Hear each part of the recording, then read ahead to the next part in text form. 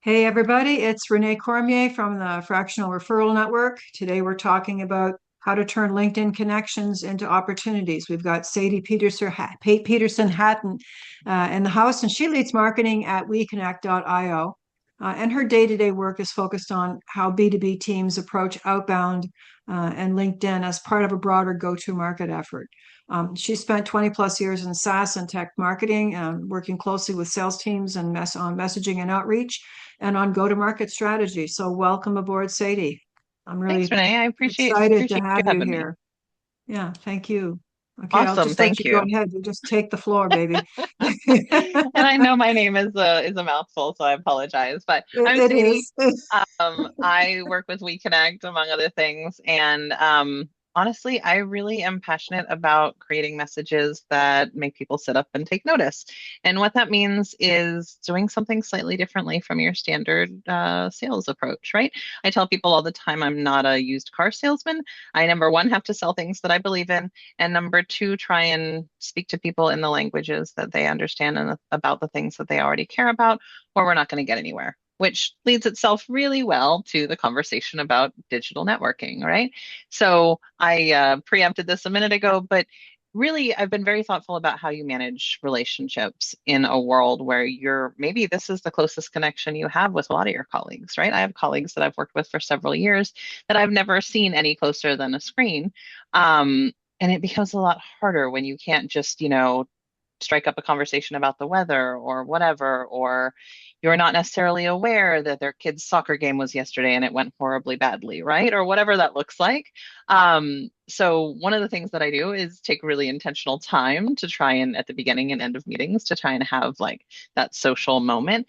But by the way, LinkedIn feeds pretty heavily into that as well, right? And so this is a kind of an older graphic. I think it's a year or two old, so it's probably even more now. But in the United States alone, there are over 200 million people on LinkedIn. Now, are there duplicate accounts and all of that stuff? Absolutely. But essentially, every professional is on LinkedIn. And that's massive in terms of being able to reach the people that we need to reach. And it is really the only social media option for the business space, right? There are a few others that are very, very small, but nobody comes even close to these numbers. And so it really, we could talk about why it's effective from a sales perspective. I'll spare you that spiel for today because we've got a lot to talk about already. But everyone is there. Everyone that's meaningful from a professional networking standpoint is there. And so during this call, I'm going to encourage you to think about that in the context of how do I connect with people maybe I'm already working with, people that I haven't seen in a while, et cetera, because there's such a huge opportunity there.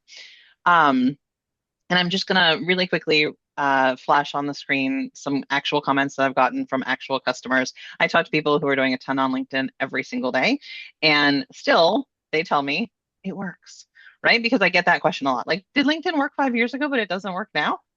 I think it works differently now. Absolutely. I think you have to be slightly better, right? It's a constant up leveling and finding a new way of what works right now. But I absolutely hear all the time that it works right now. And that specific approaches are working better than others. And that's an evolving thing. So we'll talk about that. But I want to give you hope if you're kind of like, yeah, LinkedIn, maybe I can get some leads on LinkedIn or make some meaningful connections. Lots of people are doing it, and I talk to them all the time. Um, all right, some of the basics, right? And again, I'll go through this quickly, but garbage in, garbage out. What do I mean by that? If you're on LinkedIn and you haven't posted in 6 months, which by the way, I haven't, so don't go look at my profile, but I also don't sell through LinkedIn, so that's a little bit of a different story. If you're not posting regularly, if your profile is not optimized and does not represent your calling card, your business card does not quickly communicate what you do and what value you have to offer to the world, then you could do all the best outreach in the world, but it's not going to work if you have don't have all of those pieces working together, right? And so I tell people all the time, we're going to talk a lot about outreach and some ideas and some messages and some types of campaigns to run, but also think about what you're posting because it doesn't help if you have thousands of connections, but you're not posting anything meaningful that helps drive conversions, drive conversations, right? And then By the way, at WeConnect, we have a free profile optimization tool that brings in some AI, make good decisions with regards to AI. I'll just say that. But again, if you haven't updated your LinkedIn profile in 10 years, which I see happen a whole lot, and you don't have a headline that is talking about the value that you're bringing to people that interact with you, time to go and update some of that stuff and look at it from a marketing lens. And so, the next thing I'm gonna tell you is that if you're not super, super clear on who your target audience is, it's time to get really clear. And when I say really clear, by the way, I literally will post a picture of like a representative person on my wall in my office when I'm writing to a particular audience.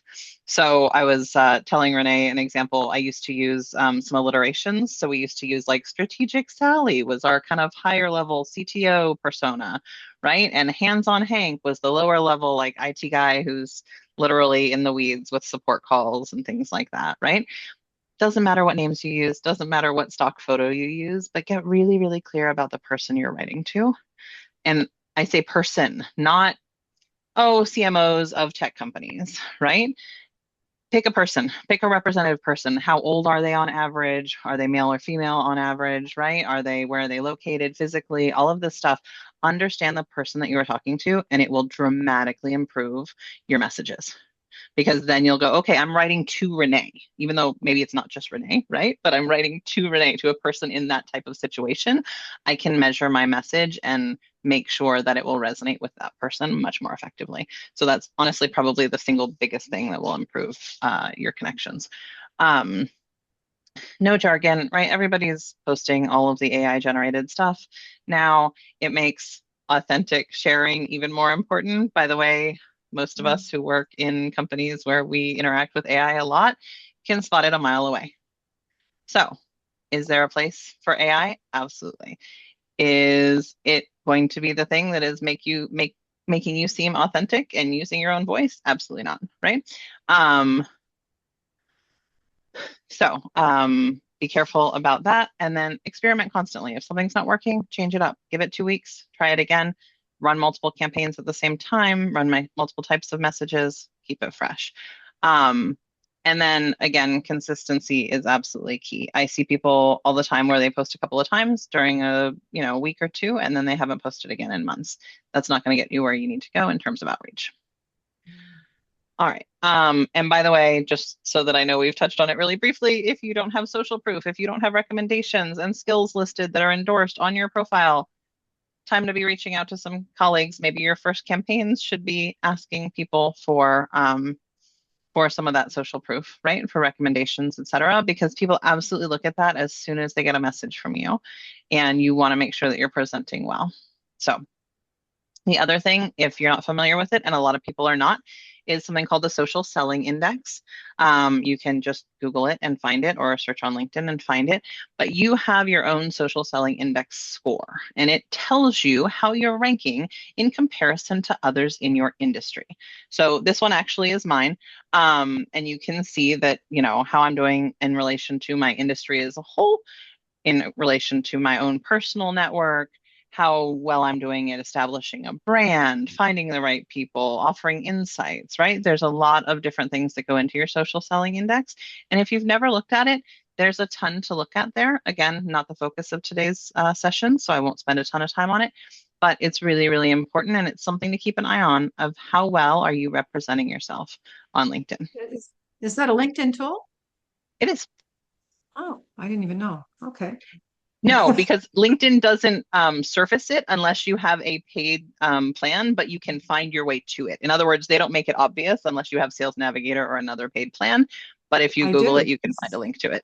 Oh, well, then you should be able to I find it do, really and easily. I have never even seen or heard of it, so I'm gonna have to Yep, do some digging. Thank you for that. that's Yeah. actually a really good one. And again, a great way to kind of keep an eye on how you're doing in terms of connecting with the right people and others in your industry. All right. Perfect. All right. With that, I'm going to get into kind of the meat here because I know we're already 12 minutes into a 30-minute session. Back to the question about how do you manage digital relationships? What would be natural for you to start actual real conversations, right? Usually you have an excuse to start a real conversation.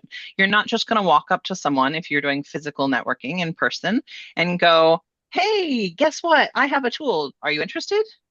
And yet that's what happens all the time on LinkedIn. We just sort of spam people with a link to, hey, sign up for a free trial, or hey, are you in the market for X, Y, and Z? I mean, again, even back to the used car salesman thing, even they don't do that. They don't just walk up to people and go, hey, you want to buy a car? And yet we do it all the time. And I certainly am the recipient of those kinds of pitches all the time, right? Um, so my question is, how can you connect? If you see someone who's likely to be a peer of yours and you did that in person and you knew, oh, they're in a different division, but they're also a marketing director or whatever, you might go, hey, I do marketing for so and so. Might be good to chat sometime. Want to grab some coffee? Same thing digitally, right? And by the way, is there an example here? Sure. Is it necessarily the best option? Maybe, maybe not, depending on your situation, right? But peers is always a good thing. Hey, I love to connect with other people in the marketing and technology space. I do that one a lot. It works pretty well. Um, by the way, one of my messages that I use pretty regularly is always look good to connect with other technology marketers. By the way, not trying to sell you anything. That's actually true. I'm in marketing, so I don't direct sell anything, so it helps. But guess what? Even the best sellers are not really direct selling or pitching things all the time, because what they're doing is building a network that's aware of what they do, not selling. And so it's a little bit of a different approach, right? What is the shared context? It would be really natural, again, if you were in the office and you were at a big meeting last week, to go, oh, hey, let's connect. Saw you at that meeting. Thought you had some really good points. Same thing we're doing here, right? What is the common ground? Does it happen digitally? Maybe. Maybe there's a set of comments on a blog post from a competitor or whatever. Could be lots of excuses, but anytime you have that warm opener, you should take advantage of it, right? And you should be actively looking for those opportunities. Insight-led outreach. This one's a little bit harder and can come across a little bit salesy because I'm seeing more people doing that one. But I've had sales guys swear up and down that what they do is send a very short, very succinct question. Just, are you struggling with meeting your quota? Right? And it works wonderfully for them. Now, I will say, if you're going to do something like that, maybe pick something that is likely to be sensitive for that target audience, right? So in that case, they're writing to a sales audience. Every salesperson I know all the time is worried about meeting quota. So that's a common kind of trigger. And they're going to feel something about even being asked that question, whether or not they ever respond, right? And so I kind of like to poke at people's emotions a little bit, not in a bad way, not in a we're going to offend people kind of way. That's not what I'm saying. Please, nobody quote me that way. What I mean is if you ask them a question that's going to elicit an emotional response, right? What is it that your audience really cares about already? And is there some question that you could ask them to get to the meat of that? Because every sales guy wants to know, hey, wait, you have something to say about quota? Talk to me about this, right? And it's immediate reaction. So things like that can work really well. And then the other one is offering value. Hey, we were at a session together and I took notes. Any chance you'd be interested? Here you go. Hope it might be useful. Not I took notes that also have my, link and blah, blah, blah, blah, blah. But genuinely just, hey, we were at this conference. I put together a blog post summarizing the keynote and the top 3 takeaways from the keynote. Thought it might be helpful for you, right? I've seen that kind of thing work really, really well. Again, leading with value. It's sort of the same. Maybe some of you remember that they used to send around surveys with like a little literal physical dollar bill in the envelope, and the response rate jumped dramatically because it created some sort of obligation, right? People would receive that and go, oh goodness, they sent me $1. I have to respond to a survey, even though you might never have agreed to take that survey for $1, right? Now it was sort of a guilt thing where you've already delivered value, so there's some obligation to engage. And of course, we don't want people to engage from guilt, but where there's legitimate value, people also remember you when it's time for it to matter, right? They might not notice now, but they might come across an opportunity a year later and go, hang on, there was a guy on LinkedIn and he had some interesting stuff actually, and I should go look for him. Because the other thing we have to do, we have to make sure people are aware of us. We have to make it clear what our value is, what we have to offer, and then we have to align with the right timing for them. And a lot of people talk about the pain points. Oh, do they have this pain point? I look at it a little bit differently. I could have a pain point where I maybe hate doing the laundry, and I can hate doing the laundry for years and never do anything about it. And until I have an actual like trigger event or something that makes me go, okay, now I need to solve that problem, I'm not going to go out and be in the market for a housekeeper, for example, right? Um, so you have to align with the timing as well. And part of that is just staying on the radar, making sure they're aware of you, making sure people know what you have to offer so that when that timing comes up, they think of you. All right, some other campaign ideas. We're talking about fractional work. So targeting founders is going to be a pretty, pretty common one. By the way, it's one that I personally do all the time for a variety of reasons. But shared challenges, again, exchange insights, some of those kinds of things. Pain points, talking about pain points, open with a trend. Hey, I'm seeing a lot of people not adopting AI into their workflows, for example, because of some of the challenges with AI. How's that working for you? Again, if you can poke at something that's a little bit sensitive for people, all the better. And frankly, everybody has some opinions on AI, good, bad, or indifferent. So, that might be a good one for right now. And again, you're starting a conversation. It's not a sales pitch.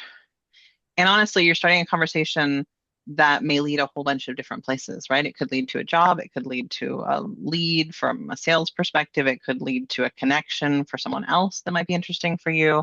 There are a lot of directions to go, but one thing I'm seeing people do more and more is just have little catch-up calls. I've had probably 3 or 4 of these catch-up calls in the last few months where people will just reach out and go, "Hey, let's grab a coffee and like chat for 15 minutes."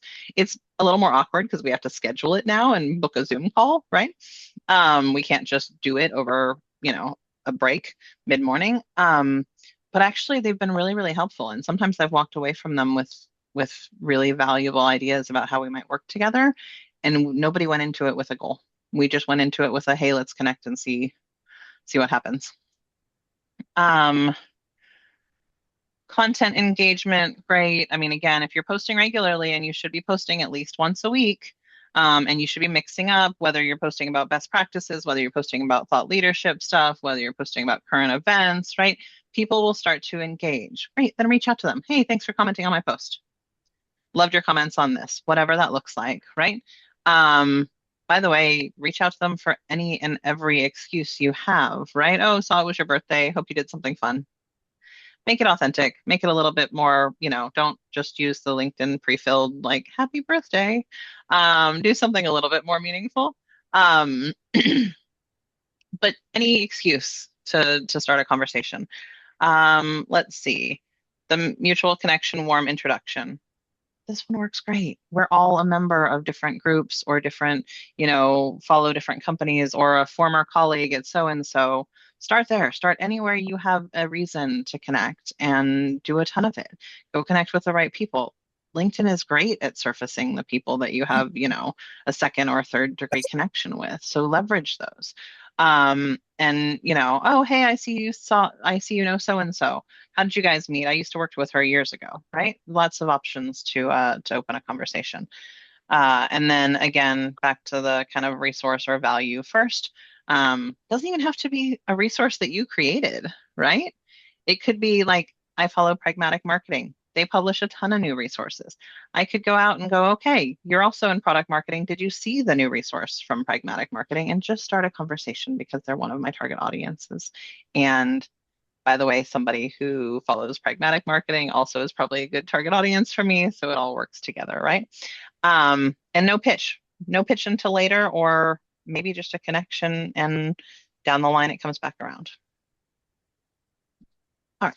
One of my absolute favorites, and an example I use a whole lot right now, is pre and post event outreach. And for any of you who are going, well, I don't go to any in-person events, not a problem. Neither do I. I haven't had an in-person event in about a year and a half. Used to do a ton of them. It's just in the cycle where I don't do a ton, right?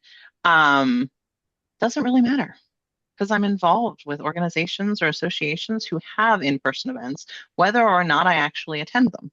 Or actually, you know what else is an in-person event?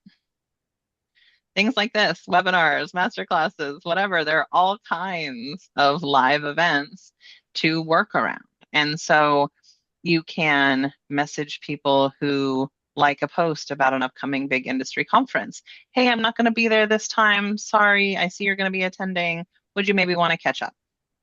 I launched a campaign for a client. In the first 14 days, he booked 7 meetings at an upcoming event. And it was a little local event that he was actually going to physically be at. But it doesn't even need to be when you're going to physically be at it. It can literally be, hey, I'm a member of this association and I'm going to miss this one. Can we catch up separately? Would you book some time with me?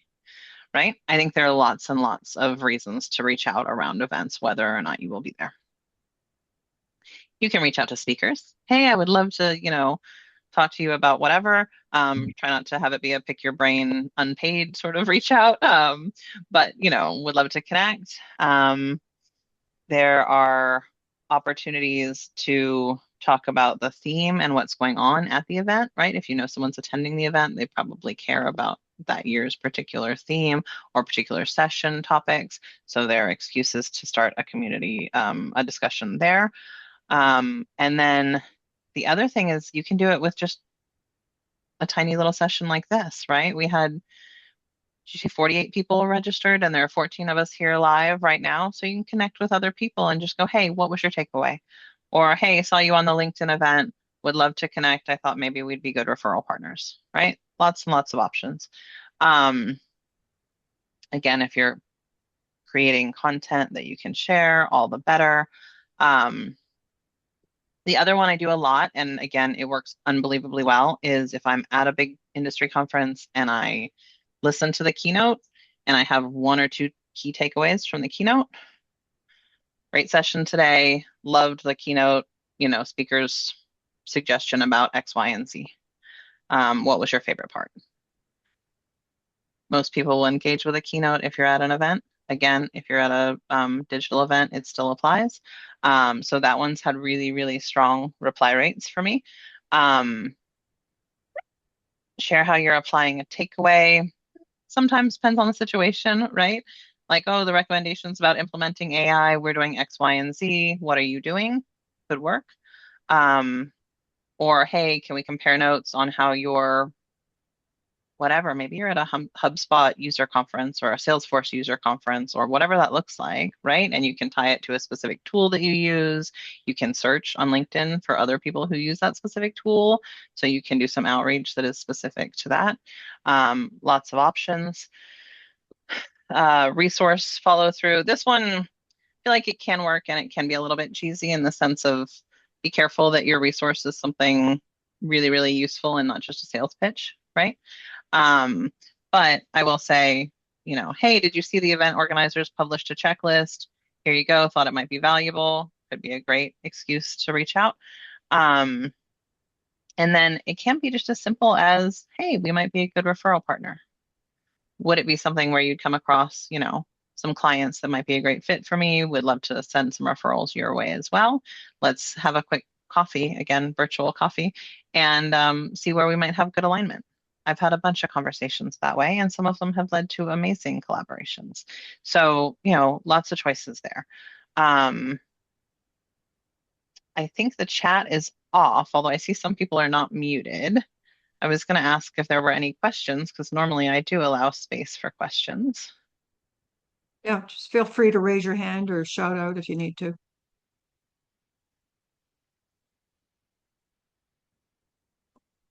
You should be able to unmute yourselves, no? And a couple people went on mute after I said that, so they clearly don't have questions. No worries, that's all good. Just figured I would pause for a minute because I know that there's a whole lot of information here. And by the way, I know Renee is planning on sending around the recording. Maybe we can also send around at least a link to the slides as well, just because I know there are a bunch of ideas here. But overall, my encouragement to all of you would be do the things that would come naturally in person and it'll flow well into digital. Don't just beat people over the head with a sales pitch. It's not going to get you anywhere. And frankly, it's just going to annoy the heck out of them. But there are so many, this is just around pre and post event excuses, right? There are a million examples like this of current events that you can use as an excuse to reach out if they're relevant for your industry. If you're in an industry where maybe regulations change or there are announcements or changes otherwise that will be relevant for you, If you are a fractional who serves companies who have just been acquired or had a merger, or, maybe, by the way, all of us as fractionals can look and see who maybe had a CTO depart or a CFO depart or whatever that looks like for you, right? When there are staffing changes, it can often be a really great time to bring in a fractional. Maybe there's a new CEO, and that new CEO is going to need some new talent around, their CRO or whatever that looks like. There are lots of triggers to go look for and lots of excuses to reach out. And frankly, failing to invest in your LinkedIn account it won't serve you in the long haul, right? And I genuinely, like, if nothing else, I would love for you to walk away with the idea that I see people every day who are mining this kind of gold mine of relationships really, really well. And I'm incredibly impressed by them and frankly blessed to learn from them on a regular basis, so that I can come and share. All right. Now So, go ahead. no, go ahead. I- You finish up. That's fine. I just want to make sure that everybody realizes that WeConnect is an automated LinkedIn messaging tool, and that I'm offering. Uh, I'll be sending a follow-up email with discount codes and things like that that people can access, and different tools and things we talk about here. So you go ahead, Sadie. I apologize. Yep, no worries. Yeah. No, I was gonna say I would be remiss. By the way, everything I've said applies whether or not you ever use any sort of automated messaging tool. I'm slightly biased because I do work with WeConnect, and we are a messaging tool that helps you be consistent about it. And by that, I mean literally just instead of having every day to go, okay, let me invest in my networking, what parts can you automate? Right? And you shouldn't automate everything. By the way, I'm the first person to tell you shouldn't automate everything. Things that maybe you can take a little bit off your plate. And by the way, the costs we're talking about on a monthly basis for WeConnect are really, really tiny. So we helped people make 4 million new connections last year, send 10.8 million messages. Anyway, you get the idea, but if you want to up level your networking on LinkedIn a little bit, automation can help you do that. And you can sign up for a free trial. Again, whether or not you ever use WeConnect or any other automation tool like it, LinkedIn is valuable and is worth pouring some energy and some effort into to help mine that network and make sure that it has value for you in the long term. But we'd love to see you with a free trial. I know Renee is going to send around a discount code as well. And other than that, if anybody has any questions, I'm happy to. But actually, I've landed right at 2 o'clock, so we're right on schedule. There you go. Feel free to ask anything, guys. Just unmute yourselves and go for it.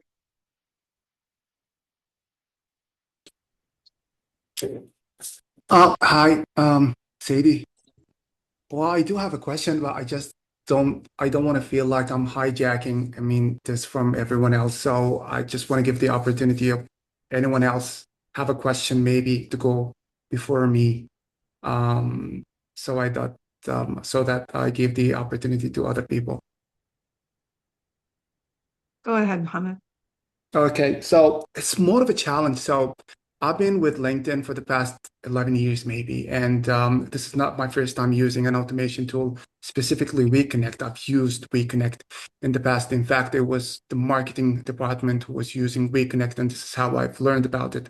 It helped me like grow my network humongously. At least I'm now on close to 8,000 connections, which is not a Nice. big number, I know, for people in the commercial side, but I think it did help me a lot. So, and that was working very well. And I just want to say that the difference that this makes, that I could be the only person that's outside the US trying this, right? So I was in Dubai for the past most of my life, and I've just recently moved to Saudi. And Saudi is just a whole different market. It is part of the Middle East. They share the same culture, more or less. But then Saudi market has this, high sense of privacy to it. And Yes. unless you're being introduced by someone else, like no one would feel like they want to connect with you. Everyone would feel like there is a specific kind of interest that you want from them. So they don't respond to the many examples that you just showed Sure. Sadie, which worked for me very well back in Dubai. It worked like magic. And until now, when we are launching the service that we have outside Saudi, it's still working well. But just Saudi still makes it like the biggest challenge. So just to make it more practical, I guess my question is there a way to hack different cultures than the usual ones that we deal with? Right. Yeah, that's a great question. And honestly, not the first, not specific to that country. But it's not the first time I've gotten that question. Because various, oh, well, Germans are super conscious of privacy or blah, blah, blah, blah, blah, or so and so, or this work in the United States, but it doesn't work in France or whatever. I get those kinds of questions all the time. Um, if it were me, I think then I'd focus on that, like, let's have a digital coffee with people already in your network, because I'm assuming there are already some people in your network. And literally go, okay, cool. Like, are there people that you can introduce me to, and be really intentional, and have it as your goal to walk away with, like, okay, can you introduce me to 3 new people that I might be able to help, or that even maybe just in the same industry where we're, familiar with each other. The other thing, and again, I'm not an expert on the specific culture, but are there networking groups or associations that could be more valuable, where it would open up and start to unlock some of those? Um, and I'm sure you've probably tried that.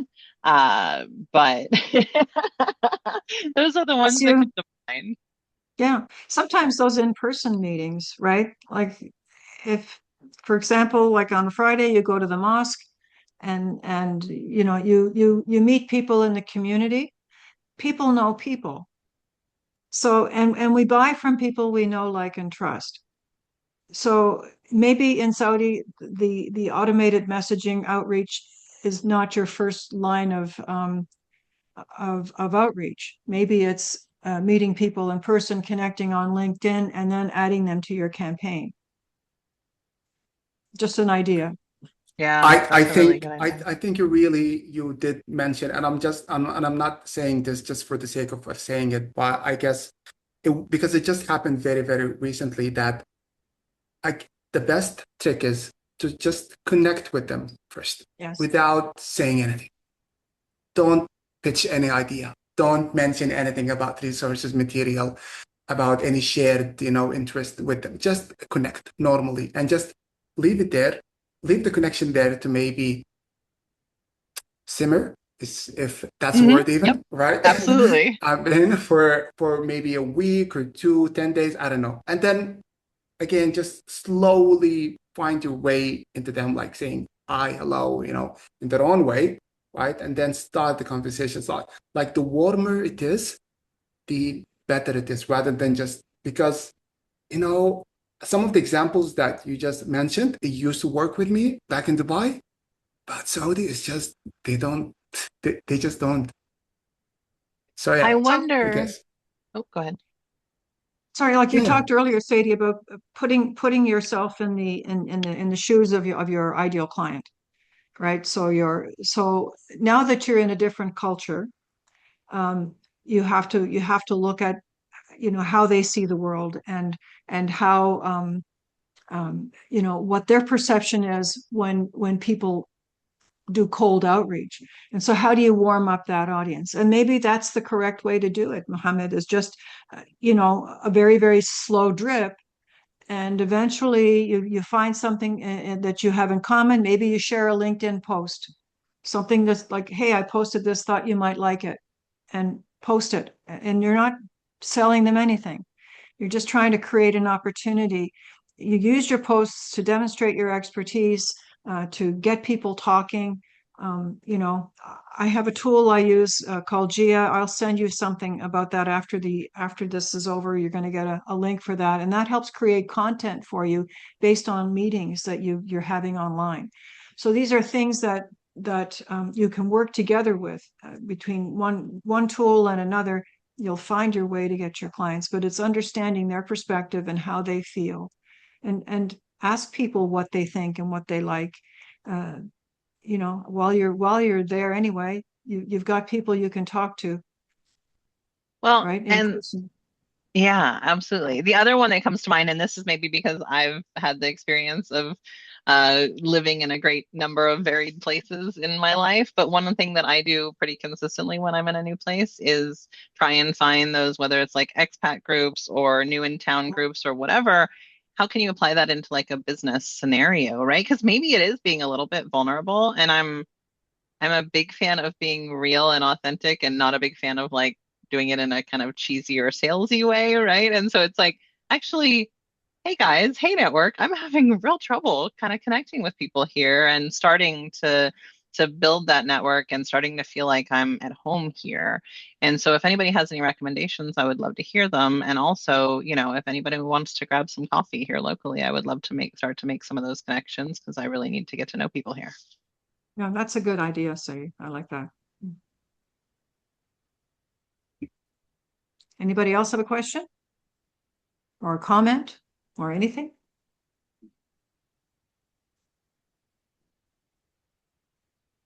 All right, let's Sadie, call I've it a got a day. question. Oh, you got a question? Good. A quick Go question. ahead. That's about metrics. I'm a recovering engineer.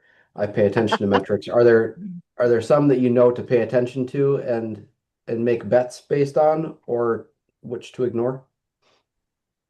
Yeah, that's a good question. I do pay attention to connection rate just because connection rate is a really great gauge of how well your message is landing with your audience, right? Mhm.